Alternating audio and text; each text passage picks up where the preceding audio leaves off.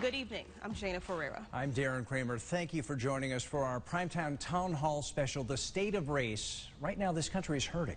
And trust in the system that's supposed to protect all of us equally shattered over the death of George Floyd. It's clear change needs to happen on every level in order for us to move forward and heal. Yeah, so we have gathered some of the strongest voices in our state tonight to talk about where we go from here. Our panel tonight includes policymakers, NAACP presidents in New Haven and on the state level, the Chief Justice of the Connecticut Supreme Court, the governor is here, the state treasurer, local mayors, city leaders, a political expert, and the Waterbury police chief. We want to start tonight for thanking all of you for being with us this evening. Absolutely. We have a lot of ground to cover over the next hour, so we want to remind our guests to please keep your responses brief and concise. We'll be sure to discuss police reform and accountability, diversity in the system, protests, and more. Yeah, first we need to take you back to that awful moment that became a catalyst for change. May 25th, Minneapolis. George Floyd, a 46-year-old African-American man, is taken into custody over a phony $20 bill. Then the haunting video. Derek Chauvin, a white police officer, kneels on Floyd's neck for nearly 9 agonizing minutes as he gasps for air. I can't breathe. Please, in the name of Nick. I can't breathe. Several other officers are seen standing around doing nothing to stop it. Floyd is pronounced dead at the hospital. The video ignites a firestorm of protests beginning in Minneapolis the next day. May 27th, massive demonstrations began in other cities. May 28th, the governor of Minnesota mobilizes the National Guard after looting, vandalism, and fires break out during protests. Derek Chauvin is formally charged with third-degree murder May 29th. That night, protests in Atlanta turned destructive, and in New York, violent. Mayors of several major cities order curfews. Then, protests heat up here in Connecticut. Hundreds of people block highways in Bridgeport, Waterbury, and New Haven. On the steps of the New Haven Police Department, officers fire pepper spray at protesters trying to enter the building. June 1st, 2 autopsies rule Floyd's death a homicide. June 3rd, charges against Chauvin are upgraded to second-degree murder. The officers who failed to intervene are charged with aiding and abetting. And Tuesday, George Floyd's funeral is held in his hometown of Houston, Texas. He's laid to rest alongside his late mother, the woman he called out to during his darkest hour. And that Floyd arrest video is still so painful to watch, right? Darren, you know, just so painful indeed. I want to open this discussion up, though, by asking everyone to take us back to the first time you saw that video, when you heard George Floyd call out for his mother and struggle to breathe. Sum up in about 30 seconds, if you will, what went through your mind? We'll start with Doris Dumas, president of the Greater NAACP chapter branch here in New Haven. Doris, thank you for being with us. Thank you. So I felt outraged, pain, and I was saddened. I could not believe what I saw, and it just really took us to a very dark place in this country. What we know for sure, and we've always known, is that racism and injustice is alive and well, but that kind of treatment crossed every line and just was extremely painful, and I was outraged as I saw that. And I have to turn my head when you play it because it's just so painful. And as a mother and as a human being, I just could not take seeing that again. It's just too much. So it was horrible and outraged. And a time for change. That's what I knew. That enough was enough. And it was at a breaking point for me and for so many. Doris, thank you. We're going to bring in Governor Ned Lamont now. Governor Lamont, your reaction to that video? I was shocked that it went on for 8 minutes and 41 seconds. I was shocked that it was white cops standing there. They didn't get involved. If this is not a catalyst for change, I don't know what is. I was really proud of our state police. They sent a letter out and they said, look, if you're not shocked and outraged by what happened, you shouldn't be wearing the uniform of the Connecticut State Police. And I hope that was a feeling felt around the state. And you've got people on this show who can make a difference. We're going to be there with the legislature. I'm going to roll out programs that are reforms that hold police accountable. Make sure this can't happen in our state. Governor, thank you. We're going to bring in now Bloomfield Mayor Suzette DeBeetham Brown. Mayor, thank you for being with us. You're the mother of 3 beautiful children. Tell me what went through your head. Thank you. My heart broke. My heart broke to see the injustice, to see 8 minutes and 46 seconds. It's a long time, and no one sacrificed themselves to save him. I do have 3 amazing children and 1 wonderful son, and I cried for days, because to hear that grown man cry for his mother who was gone for 2 years, to hear that grown man say, they're gonna kill me, it broke my heart, and it made me angry, and it broke my spirit that we were going through it again. But it gave me a resolve that we will not be silent anymore. Mayor, thank you for those words. We're going to bring in now Kalila Brown Dean, political science professor over at Quinnipiac University. Professor, your thoughts? I would like to say that I was shocked, but I was not. But I was indeed outraged. And Shayna, I may be the only person on this panel that has not watched the entire video, because my soul just can't stomach that. And beyond that, I turned my head as you showed that clip. Beyond that, I feel like George Floyd deserves dignity in his death, even if that dignity and humanity was not extended to him. And I also thought about, who is the person recording this? And as we learned that it was a 17-year-old girl who felt like, I don't know what else to do. How can I make sure this isn't swept under the rug? I thought about, how do we protect that child and other children who witness this kind of trauma and start to question the value of their own life in this world and in their community? Professor, thank you so much. Congresswoman Jahana Hayes, you're with us on tonight. We appreciate it. Tell me your thoughts. It's interesting because the way I felt when I first saw it is the exact same way I felt just now when I saw it, and it was heartbroken. I went through so many emotions, and it seemed like it went on forever. And then immediately I picked up the phone to call my sons. Actually, I FaceTimed my son because I went from heartbreak to fear, because I wanted to know where he was. And before I could shift to anger or outrage, I looked over at my husband, who was sitting next to me, and he had his uniform on. He had just come in from an extra duty job. And I saw a tear roll down my husband's face. And I said, this makes my husband less safe.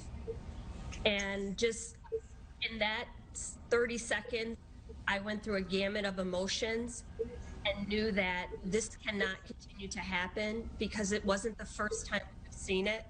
It was probably more graphic, but to see the exact moment where the life left George Floyd, to see him go from struggling to lifeless while the camera was rolling, just is something that left a hole in my heart and a pit in my stomach. And I immediately thought, how could we be okay with this? How could we be okay with this? And I'm happy to see that this is evolving, even the conversation we're having here, because there's been so many times where I've seen something similar to this, maybe not as graphic, but I've seen it over and over and over again, and there's been no reaction. Thank you so much, Representative Hayes. We're going to bring in now Waterbury Police Chief Fernando Spagnolo. Chief, thank you for being with us. Tell me your thoughts. Thank you. Such a dark place. I was angry. I was upset. I watched a police career that I worked so hard for in my life just become devastated. I knew there would be no trust ever in the community again. What was shocking to me the most was the fact that there were 3 police officers that sat there and watched this entire incident go down for nearly 9 minutes and with no action whatsoever to stop it. My heart breaks for George Floyd's family, and I agree that his death cannot be in vain. We have to make change. This is a catalyst for change. and I'm looking so forward to being part of that. Chief, thank you. The Honorable Richard A. Robinson, Chief Justice of the Connecticut Supreme Court, you're with us. Thank you so much. Tell us your thoughts. I'm still having problems putting into words what I saw. Like Dr. Brown-Dean, I have not watched the video, and I've intentionally not watched the video, but I've seen the stills. And I wonder, how can one human being ever treat another human being that way, regardless of what the person did? And it brought to mind for me a lifetime of hearing and seeing things that Black people have had to watch silently.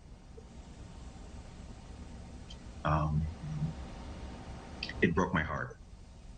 It broke my heart.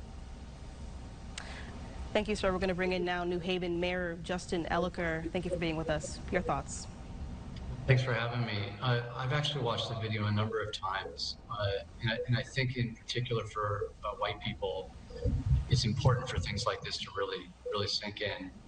And the things that have been particularly striking to me is the total lack of any sort of humanness of the officer, the lack of any intervention by the other officers, and the fact that there was someone at this moment that was able to capture it on a cell phone. And it should make us wonder how many times these types of events happen when there are no cell phones, there are no documents, or there is no documentation. I think this is a time for many of us to reflect on something that many people in the Black community have experienced for quite some time, and really explore how we can have a real change and deeper change in addressing systemic racism. Thank you, Mayor. I want to remind our guests to keep their responses brief here. We're going to go to now State Treasurer Sean Wooden. Thank you for being with us. Thank you. When I watched, and I did watch the entire 8 minutes and 46 seconds, I felt pain. I felt outrage. I wanted to cry, and it cut to the core. As a child of parents who left a segregated South and came north for opportunity, and as a father of 2 African-American boys, I thought about that, and I thought about that history and present-day experiences for African-Americans. So many people see George Floyd, but I saw Breonna Taylor in that moment. I saw Ahmaud Arbery, and I had actually wrote an op-ed that I thought I was finished with on that morning of Memorial Day. And after I thought I finished that op-ed, then Central Park happened with the Coopers, then George Floyd. And I said, enough is enough. And I felt like that 8 minutes and 46 seconds was so vivid, so vile, so that people could do this to another human being while being videotaped, while people said, check his pulse, while people said blood is coming out of his nose, while him saying, I can't breathe, calling for his mother. If people could do that, I felt like no decent American can watch that and not be moved.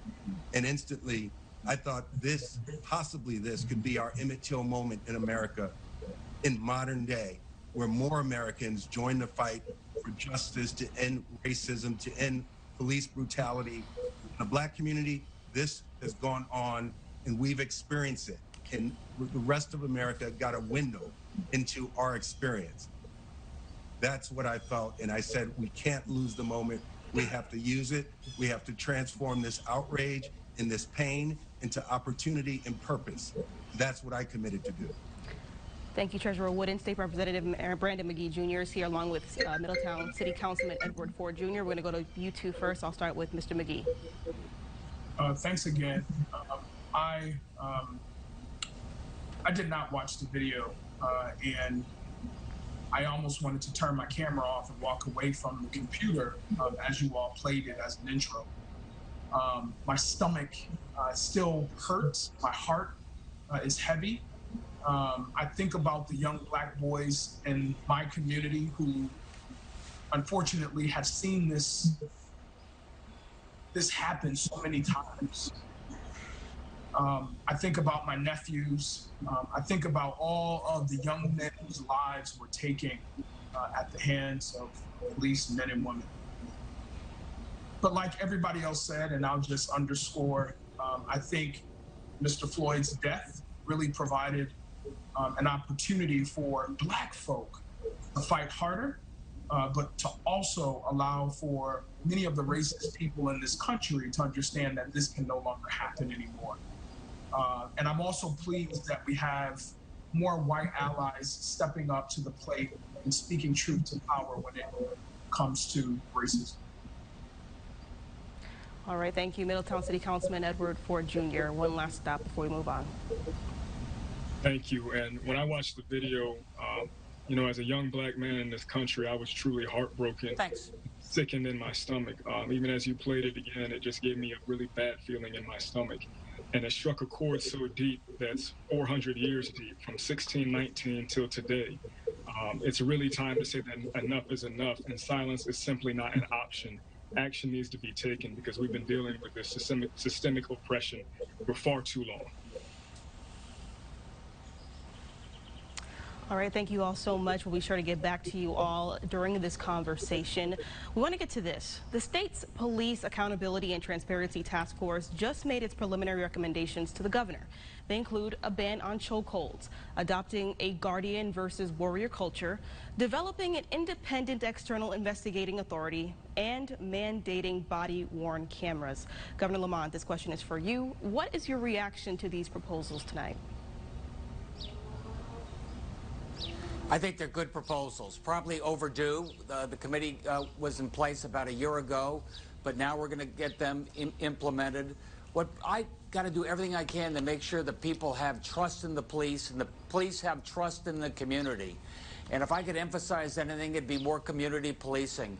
Make sure that the police reach out to the folks around the table with you today, reach out to the community leaders, reach out to the ministers, and make sure that they are working together. They worked together during these protests as well, and we were able to mitigate the violence, mitigate no arrests or virtually no arrests. And that's what I'm trying to do for this state. I love the message I've heard from the folks you just were hearing. You know, we're unanimous in this state. We know it was inhuman. We know it was wrong. And every day we wake up and try and make tomorrow better. And I think we learned a lot. We learned a lot. Governor Lamont, thank you so much. We know you have a very busy schedule, so thank you again for taking the time to be here tonight. We're going to toss it over now to Doris Dumas from the Greater New Haven NAACP. What would you like to see in terms of police reform? So some of the things that you mentioned are the things that we've been calling for. A sweeping reform. We think that a citizens review board with supreme power is very important. We also have talked about a zero tolerance approach to penalizing and prosecuting police officers who kill unarmed, nonviolent, non-resisting individuals. And we want those police officers that abuse their power, we want that to be public record. We want to make sure that people know that they're held accountable. So we're talking about accountability, and some of the things that you mentioned earlier and that is working on are things that we're talking about from the national level, at the state level, and locally. And we're talking about working with our police departments so that we can build some kind of trust and that we can make sure that the things that we see around this country don't happen in our community. Thank you so much, Mrs. Dumas. Now we're going to move on to Congresswoman Hayes. House Democrats introduced their own police reform bill recently. Do you support this moment? Yes, I absolutely support the moment. But can I just, before I move on to that question, when we're talking about what needs to happen in the state, I think that we have to stop framing this as a relationship between the community and the police. The community have to be a part of the department. We have to start much earlier bringing people in, because if the people who live in those communities are the ones who are policing them. Again, my husband polices in the community where he was born and raised, and I can tell you our community is much better having had him as part of that force, because he knows people, he knows their families and their grandparents and their mothers and their fathers. and you are compelled to put a person first as a person when you know who they are. So we have to start instituting more programs to build that trust so that the members who live in the community are attracted to the police force and not just seen as having a conversation or communicating, but being a part of the work that they do. And to your question, we just released the Policing Reform Act, which would ban chokeholds, much of the things we're talking about now, no-knock warrants, would tie federal funds to accountability and transparency, and all of the things that we're talking about here. But what I'll say to you, it's interesting, these are measures that were introduced every single year by the Congressional Black Caucus and never made it to the final budget. So this isn't new. This bill came together so quickly because every year when the legislative priorities, everyone says these are our priorities. Everything that you see here is something that this group has been championing for years, long before I came to Congress. So if there's anything that will come out of this moment, any bright side, I think it's that we are now forced to act, because it's not for lack of knowing that we needed to make change. People just didn't have the will to do it. You know, we just heard that this review board was put together last year, and all of this, these reforms and these recommendations are coming out as a result of what we're seeing now. I can't say honestly that this would have happened but for the fact that we're in this moment. So if there's anything good that comes out of it, I think it requires us to act. Thank you, Representative. Chief Spagnuolo, things like chokeholds and the so-called warrior culture, are these things that are actually taught in police academies?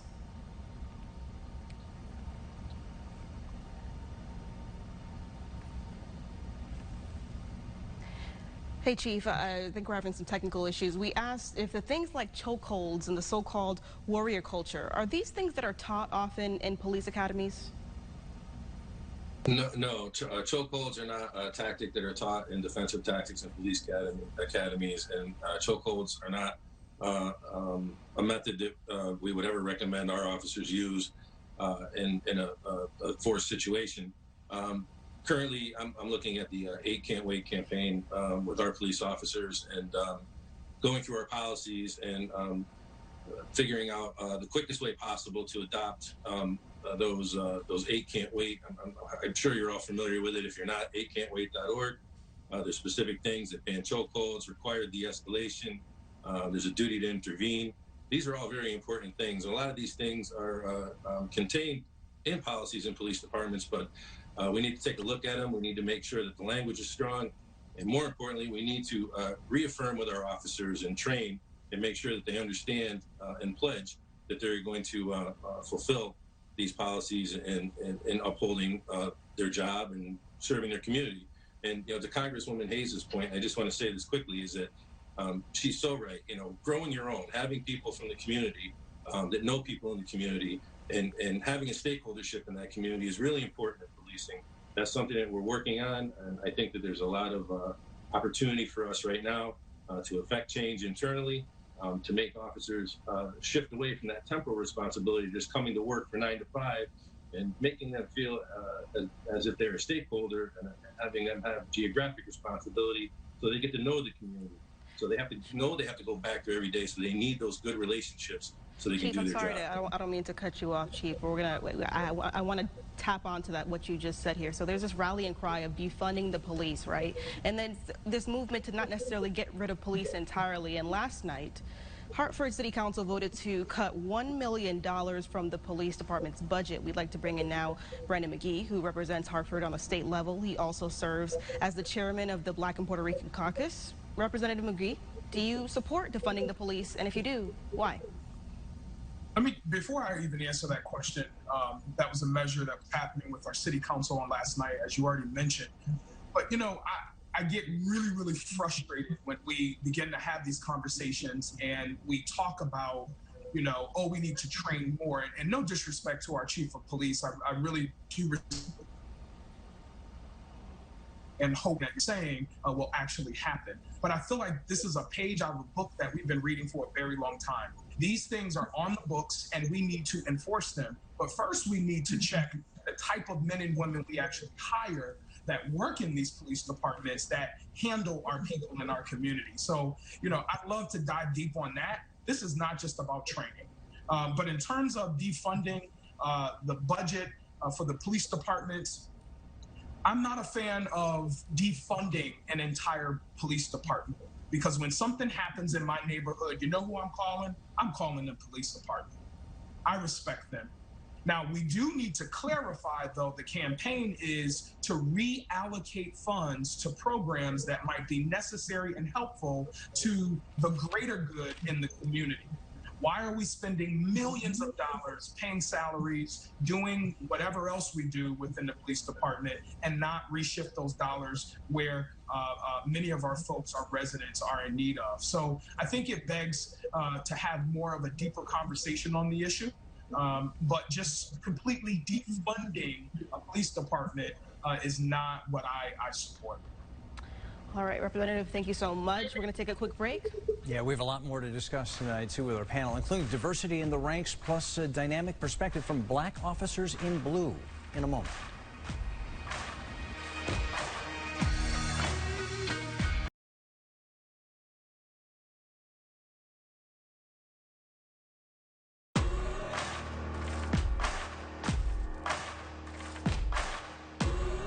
I was born black, and contrary to popular belief, it does not wash off when I put this uniform on.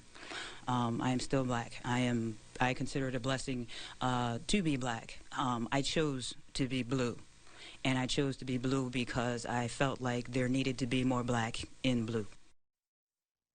That's Waterbury Police Sergeant Renee Harvey. She and Detective Andrea Saunders sat down with News 8 recently. They told us some protesters called them traitors at some recent demonstrations in the Brass City. And it is not just law enforcement that has disproportionate demographics in this. In courtrooms, too, there's a lack of black judges and attorneys as well. Chief Justice Robinson, we want to ask this one to you. In your view, what will it take to make our judicial system more diverse?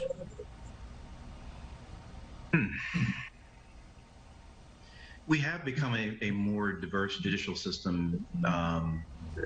When I came on the bench, there were very few African-American judges. We now have a number of them. When I came on the bench, we had very few black employees. Now we have a number of black and Latino employees. One of the things I think that we have to get better about is advertising that there are these incredible jobs at judicial. I think people think of judicial as just being the courthouse, but we have a very unusual judicial system. We have probation within judicial. We have the marshals within judicial. We have about 3,600 employees, and a lot of those jobs, when they become available, the black community doesn't know about it. The Latino community doesn't know about them. So we're doing more, at least I'm doing more, to make sure that people know about those jobs. As far as people on the bench, the legislature has been very good. The Black and Puerto Rican Caucus has been very active in making sure that the bench looks more like the population that they serve. We have a long way to go, but we have come a long way. All right, Chief Justice Robinson, thank you so much. Getting pulled over can be a terrifying experience for African Americans. When the State of the Race returns, we'll ask our panel about traffic stops. Is there a different set of rules? We'll be right back.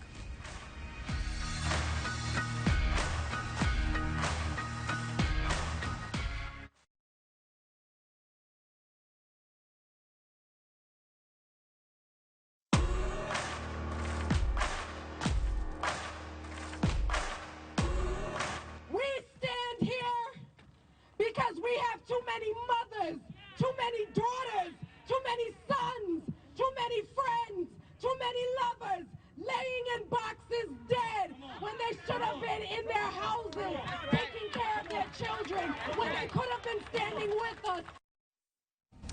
Those powerful words from Melinda Johnson of the YWCA Hartford region in a moving memorial service held at the Capitol for George Floyd. Welcome back to our town hall special, The State of the Race. Now, if you're a black parent of a child, especially a son, you've either had the talk or you're planning to have the talk about what to do if stopped by police. You have to have the conversation with the young men in our lives and let them know that, you may be the subject of racial profiling just simply by driving or walking or reading or talking on the phone or whatever the situation may be. So now I want to discuss, is there a different set of rules for black and white when it comes to traffic stops, and why? Let's start with Scott Estelle, president of the Connecticut NAACP. Thanks for joining us.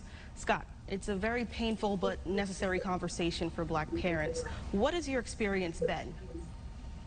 Well, the state puts out actually Central Connecticut State University puts out a report every year pertaining to racial profiling in the state of Connecticut. And every year the report comes out stating that the racial profiling exists in the state of Connecticut and is pervasive in the state of Connecticut. And it's because we have racist police officers and racist police departments pulling our people over at enormous rates, and it hasn't changed, and it's not going to change unless we deal with the blue wall. And I want to have this conversation and have an honest conversation about the blue wall, because the blue wall is what protects dirty cops, corrupt cops that are out here carrying out police brutality and police misconduct. And it runs very, very deep. We've fought it here in New Haven, we've fought it in Hartford, we've fought it in all the major cities across the state. And what happens is when you really put the pressure on corrupt police officers, and there's good chiefs out there that strive to make the change. And when they strive to make the change, what we've seen over the years, the police officers will call the blue flu. Now, what that is, when all the police officers call out for the flu, all right?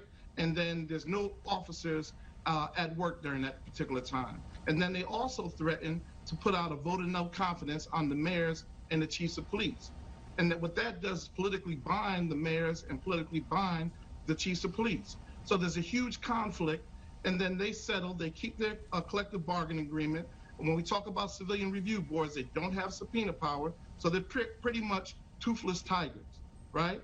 And they just review and they sit up there and they don't do any discipline on the officers, and there's no change. If we really want to have real honest change, we have to deal with the blue wall and the code of silence that's conducted with law enforcement all across this state and all across this nation. Mr. Estelle, thank you. I want to bring in now Chief Spagnuolo. I want you to respond to what the president of the NAACP for the state of Connecticut just said about the blue wall. So oftentimes in situations, and I've been talking to many members of the black community, we have a good communications, but even more so over the last several weeks. And I hear time and time again about these racial profiling stops that occur now that we're having these open and honest communications. Oftentimes, that information doesn't make it to a police chief's level or the internal affairs division, because there's this fear. There's a fear that if someone from the black community goes forward and makes a complaint against a police officer because of racial profiling, that person will be targeted, because there is the blue wall, because there is the code of silence. We really have to work hard to break that fear, to make sure that information comes forward. Because Mr. Exdale is right. There's a lot of good police chiefs in this city, I'm sure, and I know in this state, and I hope around this country, they would never tolerate that. They will want to make change immediately and effectively. And if that included discipline up to termination, then so be it. But we have to get rid of that fear and have people start coming forward so we can have this information to start working on affecting that change. I don't know the answer, and I'm hoping that that's what's going to come out of these conversations that we're going to continue to have. Chief Spagnuolo, thank you so much. Many of you are parents, like Mayor Suzette Brown. Mayor, you mentioned you're a mom of 3 and you have a son. Have you had that conversation about the traffic stop with your kids? So I've had the conversation numerous times.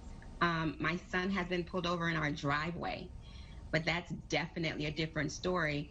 My first conversation with him was, if you get stopped, just make sure you put your hand on the wheel.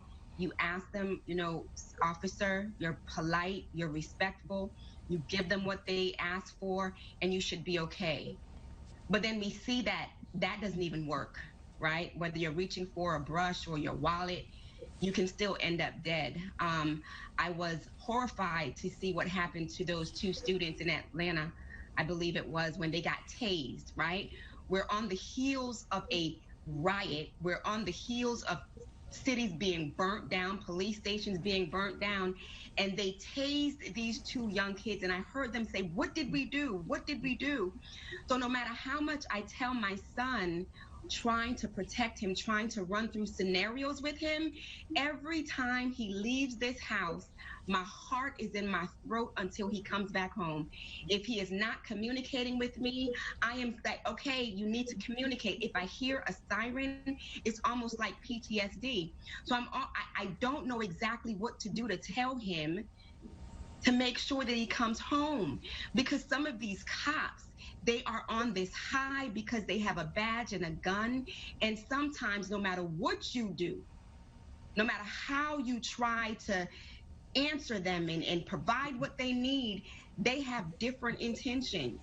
So the conversation has been had. We've run through scenarios, but I'm still nervous. I'm still scared. At least if he's in Bloomfield, I think he's a little bit more protected because hopefully the police department knows, you know.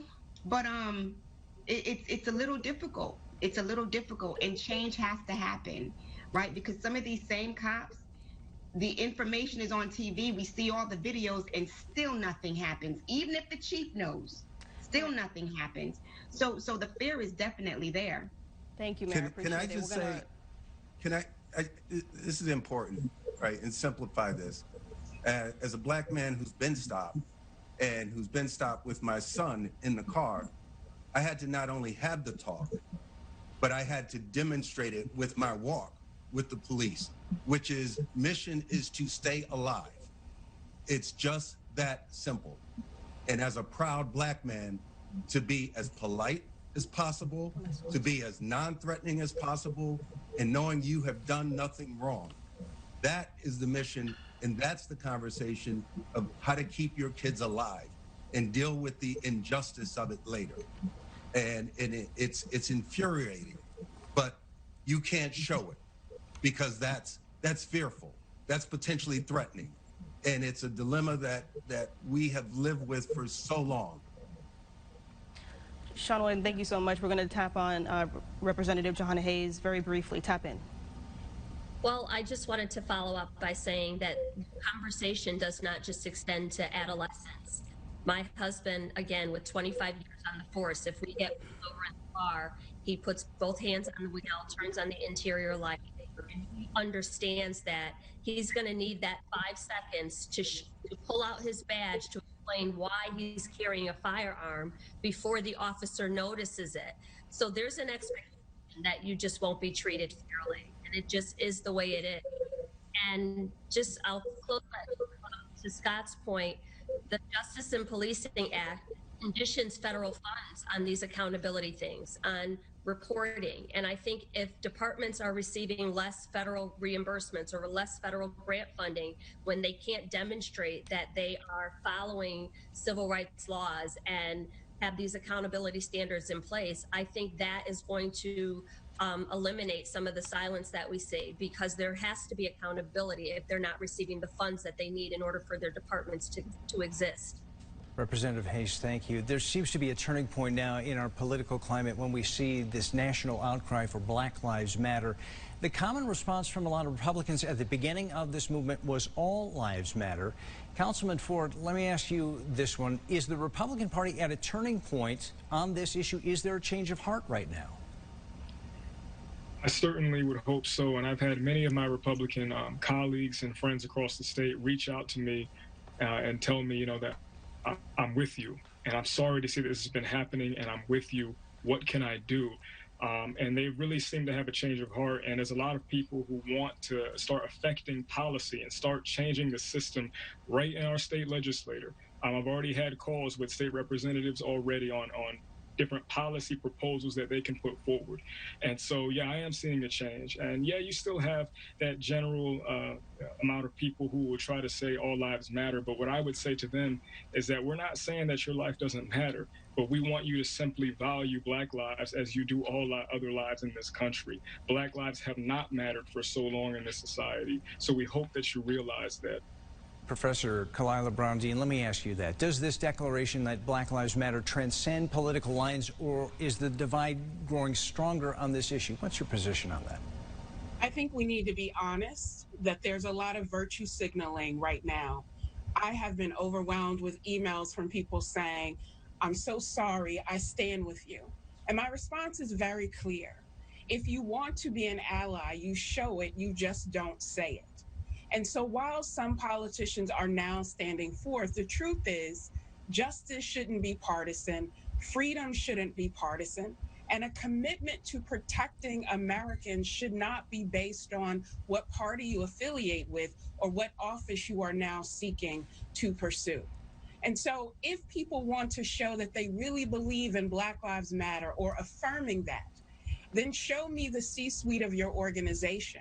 Show me the leadership of your party. Show me who the teachers are in your district, because that's how you make real on the promise of Black Lives Matter in every day, not just in sound bites and vacuous statements. All right, Kalila, thank you very much.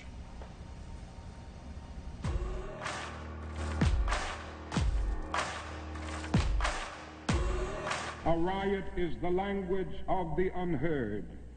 What is it that America has failed to hear? It has failed to hear that the plight of the Negro poor has worsened over the last few years. It has failed to hear that the promises of freedom and justice have not been met. And it has failed to hear that large segments of white society are more concerned about tranquility and the status quo than about justice, equality, and humanity. The words of Dr. Martin Luther King. There is an attitude that often plays into respectability politics that often tells a marginalized group how they should respectfully show outrage. State Treasurer Sean Wooden, your family came to Connecticut from the segregated South, as you mentioned, just before the height of the civil rights movement. Tell me what you think about what you're seeing across the country.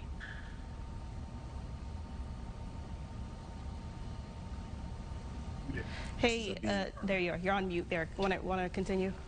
I'm proud that America is standing up and protesting and giving voice to the outrage and to the pain. And some people say, oh, that's unpatriotic. I think protesting and standing up and fighting for a more perfect union to create that for our nation is one of the most patriotic things an American can do. Not to mention that our country was founded on protest. And so I think it's a powerful tool and just one of many, in that wherever we stand, however we can give voice to this pain and to the action steps that has to come after that or during that, we have to do it. And that's why I've called on corporate America to action and said, get off the sidelines, because where I sit as a state treasurer, I have a front row seat to Wall Street and to corporate America and to the power and influence that they will. And I'm calling upon them to join this effort in the way that they can influence and transform this nation. But all of us, whether you're in the pulpit, whether you're in the legislature, the state treasurer's office, or a corporate C-suite, it's not good enough just to give lip service to it. And I've had these conversations with CEOs in the past few days, some of the most prominent companies in this country. And I have shared this message that I don't want to just hear what your fancy PR department can put out for a statement of outrage and pain, but I want to see what steps that your organization is going to take after the protests die down on a sustained basis. And not just, we absolutely have to address police reform.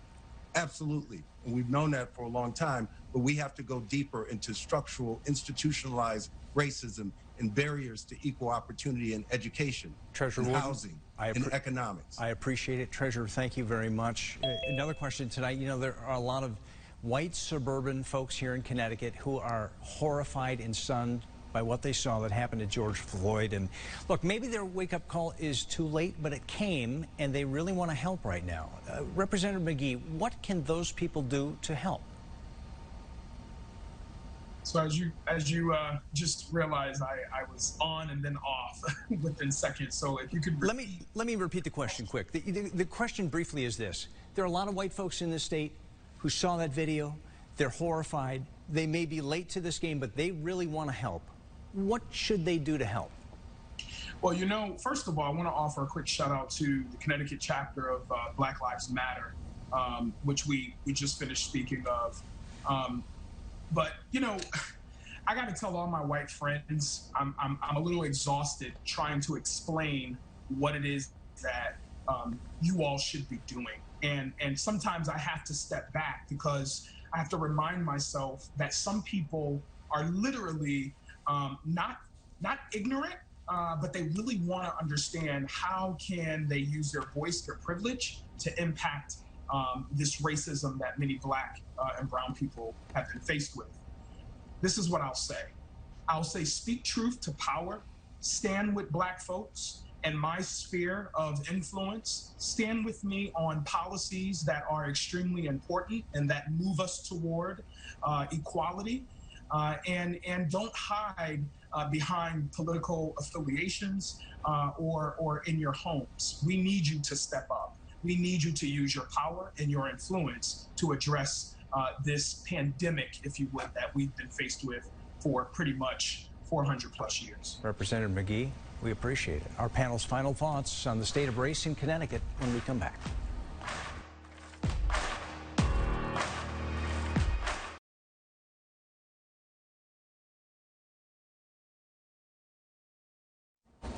We're at our final question for the entire panel. We don't have too much time left, so please keep your answers to about 30 seconds. The question is this: what does healing mean to you? Scott Esdale, start us off. Well, healing comes with justice, and right now we have many situations across the state. In Connecticut, I know that we're crying out loud about what's going on in Minneapolis and Georgia and in Kentucky, but right here in Connecticut, we have open cases where officers have killed young African Americans and walking away with no accountability. We have a situation right here in West Haven where an officer walked up to the window with a young man in the car, broke the window while the kid was in the car, and shot him 7 times. That's an open case. If white folk want to get involved, join with the NAACP, join with the Black and Puerto Rican Caucus, join with civil rights activists and people of conscience. Scott, thank you so much. Let's make the change happen. I have to cut you off, but thank you so much for that. Mayor Brown. Healing for me is change behavior. Understanding that someone is hurt, that you have done injustice, and then that you try your utmost best to change your behavior. Healing also means that you stand with us, that you understand what we're going through, and you stand with us. You lend your voice to our plight. Thank you, Mayor. We're going to jump to Mayor Elicker now. I think healing is going to take a long time. This question about what white suburbanites can do if they want to actually do something, absolutely have to address police brutality. But this is about systemic racism and zoning policies that keep out affordable housing, a taxation system that doesn't allow us adequate funding for education. We need to address these underlying income inequality issues in our state, and we need to do it now. All right, thank you, Kalila Brown-Dean. Healing looks like being willing to be uncomfortable. It looks like being committed to telling the unvarnished truth and being determined in what we do politically having an effect on our children and those to come, and not accepting anything less than true equality. Professor, thank you. Congresswoman Hayes.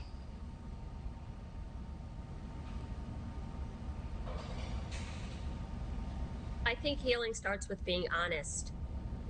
To look inward and say, what have I done and what can I do differently? I don't think it's an accident that I'm the first African American that Democrats ever nominated and sent to Congress in the year 2018. That doesn't happen by accident.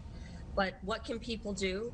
Give our kids a chance. When we talk about education, say, my child's life has the same value as your child's life, so that kids in places like Waterbury and New Britain and Danbury and New Haven have access to those same educational opportunities very early on, so they have a chance in life. Thank you, Congresswoman. Kind of policies. Thank you so much, Congresswoman. Chief Spagnolo. Healing is open, honest conversations, and for me in the police field, it's moving from that law and order model to justice and peacekeeping. That's going to be really important. The reform that's going to come down the pipe is really important, and keeping those open lines in communication with our Black community, all aspects of it, just not relying on certain leaders, but getting out into the community and making those inroads so people know that there's rapport and open lines so they can talk to the police and bring up those tough conversations that we need to have. Thank you, Chief, so much. Treasurer Wooden. Healing starts with greater understanding and acknowledgement and acceptance. And then it goes beyond that to a commitment, a sustained commitment that basically says your children will be able to breathe and have opportunities in this country, and not by our words, but we're going to show you by dismantling impediments to opportunity in this country, day by day, year by year, over a sustained period of time. Thank you, Treasurer Wood. And Chief Justice Robinson? You cannot heal a wound without removing the infection first. Racism is an infection. And until we take action to remove that infection, the wound will not heal. Powerful there. Representative McGee. You know, on the heels of our honorable there, we cannot talk about healing in the aftermath of all of these ongoing demonstrations until we do so with historical context at the center. So while, yes, George Floyd, Breonna Taylor, and countless others must have justice and their murderers must be held accountable, what we are contending with in these protests is centuries of oppression facilitated, enabled by the systems of power that run our nation. So until we do so, and until we begin to have honest and bold, yes, I'm sorry. It's all good. Councilman Ford, I have to include you here.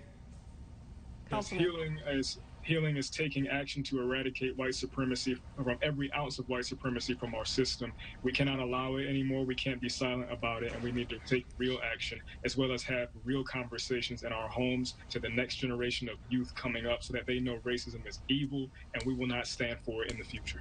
Thank you so much. We're going to end off with Mayor Brown. Final thoughts, 10 seconds. We're on mute there, Mayor. There you go. We can't let this just be another hashtag.